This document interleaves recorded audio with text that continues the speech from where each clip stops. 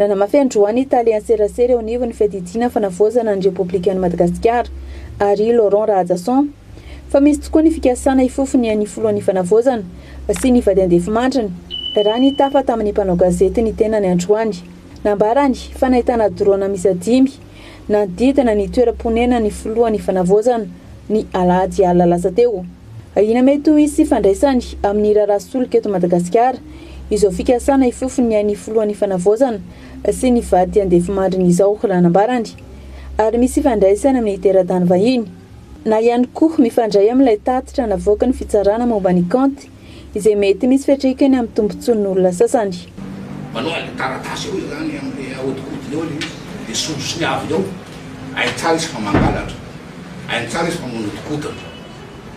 sasany tsoka sasany mbola eo de mafantatra tsara zany izy rehefa hoe avoaka ny cour de compte iny 3811 milliards ariary 19 000 mahery milliards FMG zany volagna zany mafantatra tsara zay rehetrarehetra impliqué nanao an'io tao fa ho ratsy ty zavatra ty nefa ty lerangaly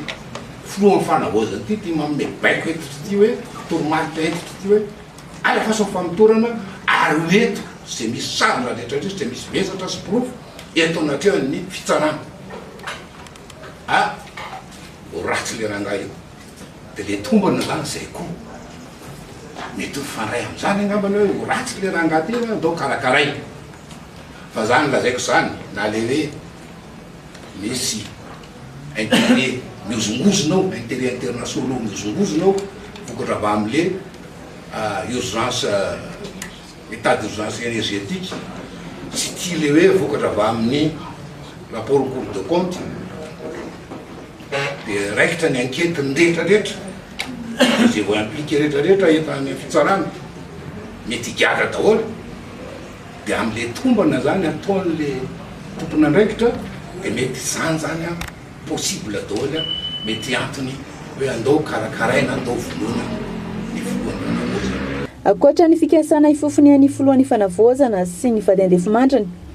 de nambarany Italiany Serasera eo anivon'ny fididina ny fanavozana Republika ny Madagasikara ihany koa fa misy olona mikasa andorony anteny meram-pirenena amin'ny sabotsy sy ho avy izao. Efa misy ny fizarana vola eny afatra kato sy ambohipo araka ny vavao ray avy eo anivony ireo sampapitsikilovana. Tena koa zany mahazo rasany mahazo hidrofona sanana de manondro etikety anoany androany ty vaovao ratsy mahazo hidrofona misy mikely andoro ny Assemblée nationale la misabotsy io zany hoe io zany misy tena zakany zalany vonony amin'io io de alora anaty vonany mihitsy amisabotsy de efa misy fizaram-bola eny ambany tanàna iny eny Ambohipo ary eny Akatso eny de zalaiko aminareo zay zany miteny zay partager na partager io une partie en renseignement généraux. Bon fantatra be sy maro mbola misy an'izany koa hitatsika eo rehefa zavatra ohatry zany de mandeha foana ny ankety mandeha ny investigation ataony tokony andraikitra de hitatsika eo tena miabotila hoe zany sa tsy. Araka ny fanazavana moa de mbola tombana avokoa ireo voalaza rehetra ireo mbola eo ampiandrasany ny vokatra ofisialy avy amin'ny fanadihadiana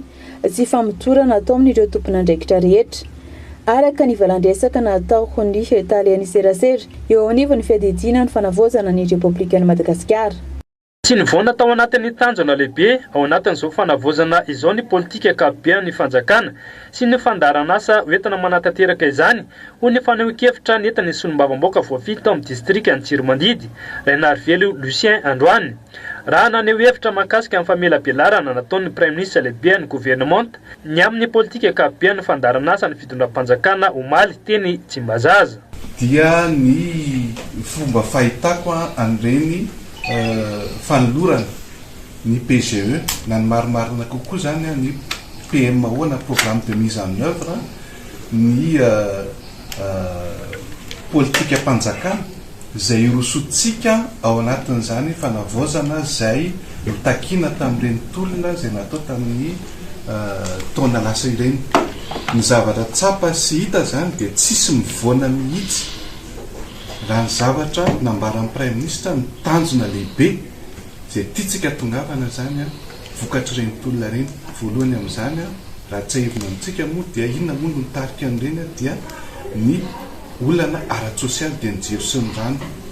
Tao anatin'ilay programa napetraky ny prime ministre dia zava-dehibe ny fiatrehany avy hatrany zao dia zao zany an'izany ary efa mamahan'izany. Ny olana jiro sy ny rano no nahatonga ny fidinana an-dalabe ka nahatongavana amin'izao fanavaozana izao. Efa miroso amin'ny famahana i olana mampikaikaika ny vahoaka io ny fitondram-panjakana ankehitriny. Hoy hatrany nambarany solombavam-baoaka Lucien Ranarivelo. Efa misitraka izany famaliana ny tena etaita amin'ny vahoaka izany ny ao Bongolava ka isan'izany ny fanatsarana ny tolotra omen'ny Jirama tamin'ny alalan'ny fametrahana ny vata-piary herinaratra vaovao. Hoy hatrany nambarany ity olom-boafidy ity. Raha ny any aminay faritra Tsirony Mandidy Bongolava iny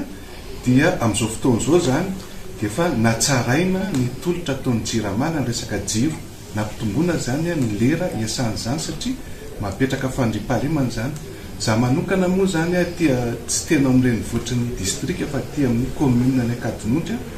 dia taorinan'ireny zany amin'izao fotoana izao fitondram-panjakana dia nametraka groupe vaovao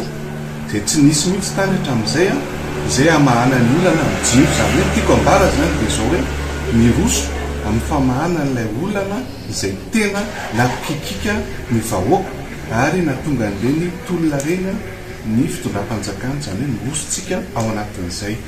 Manoloana ny fitakian'ny tanora SNZ andravana ireo andrim-panjakana kosa dia nanamafy ny solombavam-baoaka Lucien Ranarivelo fa manana anjara biriky hoentina ao anatin'izao fanavaozana izao ireo solombavam-baoaka eo anivony antemberam-pirenena. Anisan'izany hoy ity farany firosoana amin'ny fanadihadiana ny parlementaire manoloana ireo vary mangatsiaka tamin'ny fitondrana teo aloha. Ilaza ihany koa ny solombavam-baoaka ity fa misokatra ho an'ny tanora ireo solombavam-baoaka ary vonona anamafy sy ampitany etaetany ireto farany any amin'ireo mpitondra fanjakana. Solombavam-baoaka maray aman-dreny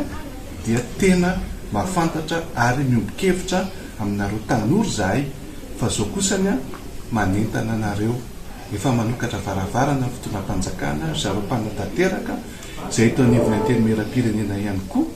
vonona ny iaino anareo ary ampitan'izay afatra reo zay anamafy ny fitakiana zay tianareo atao fa sanatria misy mivoana amin'ilay tanjona tiana napetraka tamin'izany tolona zany